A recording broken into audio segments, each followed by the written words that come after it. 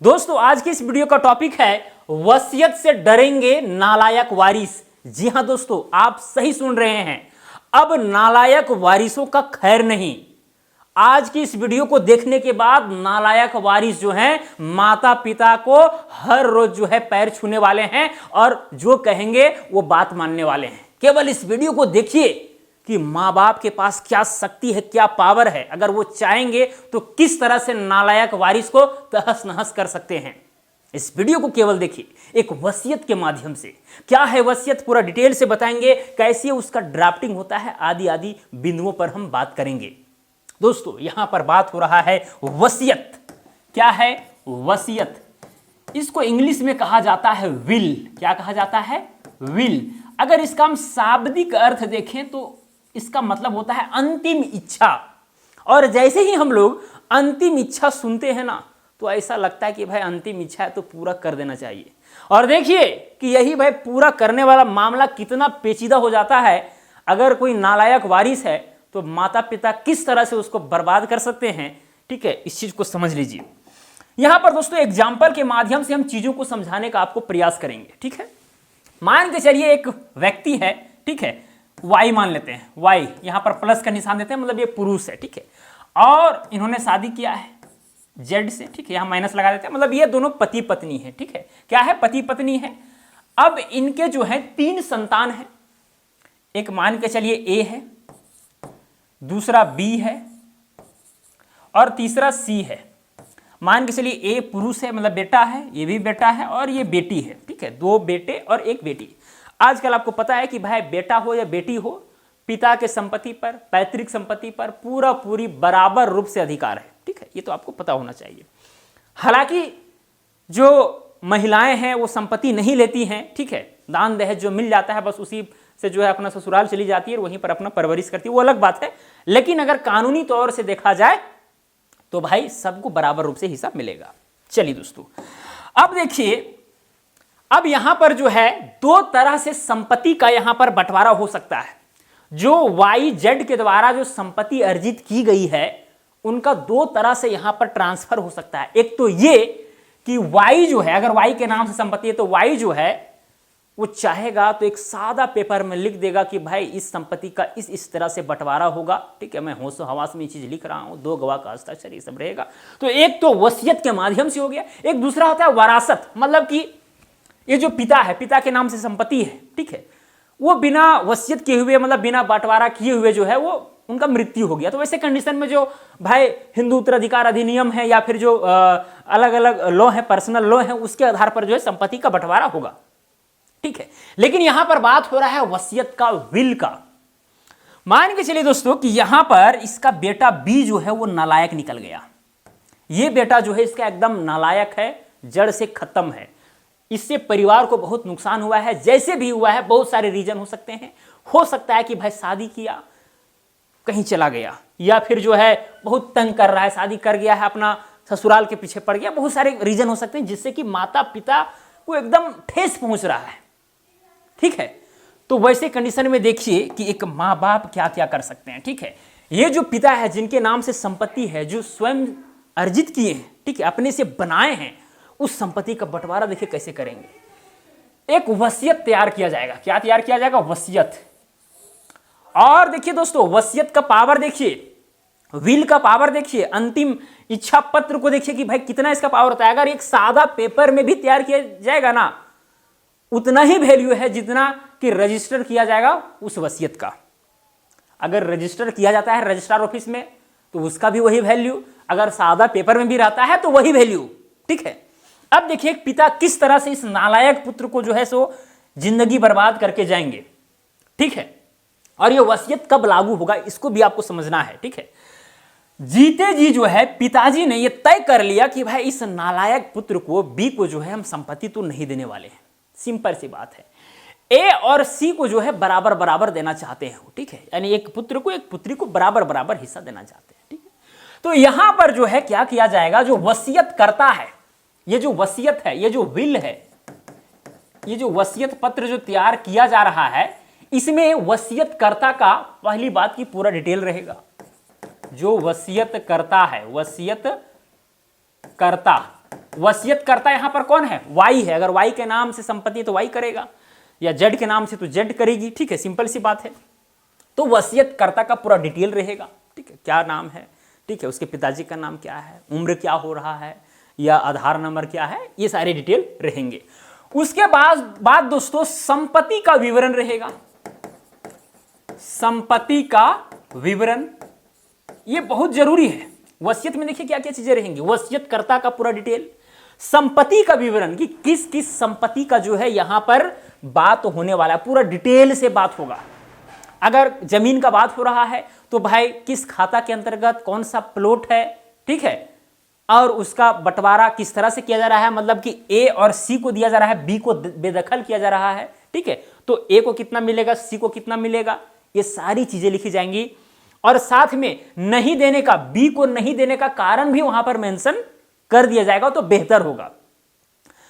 जो मैं चीजें बताने वाला हूं इससे क्या होगा, वसीयत मजबूत बनेगा। क्योंकि कई बार क्या होता है कि वसीयत को कोर्ट में चैलेंज कर दिया जाता है। ठीक है, क्योंकि इसीलिए चैलेंजेबल हो जाता है क्योंकि जो वसीयत करता है उनका मृत्यु हो जाया करती है। वसीयत जो है, ये जो वसीयत जो विल तैयार हो रहा है, इस पिता या माता के मृत्यु के बाद ही लागू होता है। यानी जो बनाया, मान के चलिए पिताजी ने बनाया है तो उनका जब मृत्यु हो जाएगा तभी वसीयत लागू होगा। ठीक है, अभी इस वीडियो को देखेंगे तो आपको समझ में पूरी आ जाएगा। ठीक है, तो संपत्ति का पूरा विवरण, ठीक है, बंटवारा, जो बंटवारा किया जा रहा है, बंटवारा का आधार, यानी बंटवारा किस तरह से किया जा रहा है, ए और सी को क्यों दिया जा रहा है, क्यों इनको प्रायोरिटी दिया जा रहा है। ठीक है, ए और सी को हम बोलेंगे वसीयत ग्रहीता। क्या बोलेंगे, ए और सी को हम बोलेंगे वसीयत ग्रहीता, यानी वसीयत को ग्रहण करने वाले। ठीक है, तो यहां पर जो है वसीयत ग्रहीता का पूरा जिक्र रहेगा, पूरा डिटेल रहेगा कि ए है, इसके पिताजी मैं हूं। ठीक है, या जो ये पूरा डिटेल, उम्र इतना है, इसको मैं पूरा संपत्ति इस वजह से देना चाहता हूं, सी को देना चाहता हूं। ठीक है, बी को नहीं देना चाहता क्योंकि इसने इस तरह का गलत काम किया, हम उसको नहीं चाहते हैं, हम उसको संपत्ति से पूर्णतः बेदखल करते हैं, जैसे भी हो। या फिर ऐसा भी हो सकता है कि नालायक तो है लेकिन रहने भर केवल उसको घर के रूप में, मतलब एक छोटा सा जमीन दे दिया गया। ये भी हो सकता है कि ए और सी को बहुत भारी मात्रा में संपत्ति दे दिया गया, जमीन दे दिया गया, या घर दे दिया गया, या किसी भी तरह का संपत्ति दे दिया गया, और बी को बहुत ही कम मात्रा में दिया गया। ये भी हो सकता है, या तीनों को बराबर दे सकता है, कुछ भी हो सकता है, ऐसा बात नहीं। लेकिन हम यहाँ पर नालायक पुत्र अगर रहे तो वैसे कंडीशन में किस तरह से पिताजी निपटेंगे, उस चीज को मैं यहाँ पर बता रहा हूं, इसीलिए ये चीज और भी ज्यादा महत्वपूर्ण हो जाता है। चलिए, तो वसीयत ग्रहीता का पूरा डिटेल रहेगा दोस्तों। उसके बाद में जब यहां पर सारा ये सब लिखा जाएगा कि हाँ भाई ये संपत्ति, ये प्लॉट नंबर का इतना हिस्सा जो है इसको मिलेगा, इसको मिलेगा, इसको नहीं मिलेगा, बेदखल किया जाता है, सारा जब डिटेल लिखा जाएगा तो वसीयतकर्ता का हस्ताक्षर, वसीयतकर्ता का हस्ताक्षर, साथ में गवाह का हस्ताक्षर, और यहां पर मिनिमम 2 गवाह होना चाहिए। और यहां पर जो वसीयत करता हैं, जो वसीयत कर रहे हैं, जो वाई है, वो यहां पर अपना हस्ताक्षर करेंगे, साथ में डेट भी डालेंगे। ठीक है, हस्ताक्षर करके डेट, हालांकि इस वसीयत में भी डेट मेंशन होगा किस दिन वसीयत किया जा रहा है।